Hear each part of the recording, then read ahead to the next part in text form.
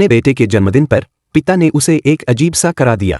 करा इतना टाइम था कि उसकी कलाई से खून निकलने लगा, लेकिन पिता ने कहा कि यह करा कभी उतारा नहीं जा सकता और भविष्य में यह उसकी जान बचाएगा।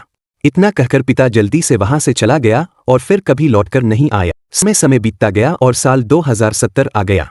अब वह बच्चा बड़ा हो चुका था, लेकिन यह धरती अब पहले जैसी नहीं थी। एक भयानक आपदा के कारण धरती से लगभग सारी वनस्पतियां नष्ट हो गई थीं। ऑक्सीजन की कमी इतनी बढ़ गई कि इंसानों को अब कृत्रिम ऑक्सीजन पर निर्भर रहना पड़ रहा था। अर्जुन की पत्नी भी इसी बीमारी से जूझ रही थी। उसका शरीर कमजोर होता जा रहा था। अर्जुन दिन रात मेहनत करता ताकि वह अपनी पत्नी के लिए शुद्ध ऑक्सीजन खरीद सके, लेकिन इतनी कोशिशों के बावजूद भी उसकी हालत सुधर नहीं रही थी। फिर एक दिन एक रहस्यमयी कंपनी के लोग अर्जुन के पास आए और उसे एक चौंकाने वाला सच बताया। रोहित ने अर्जुन से कहा कि शायद वही धरती को बचाने के लिए चुना गया है। अर्जुन यह सुनकर हैरान रह गया। इसके बाद वे लोग उसे एक गुप्त प्रयोगशाला में लेकर गए, जहां एक टाइम मशीन रखी थी।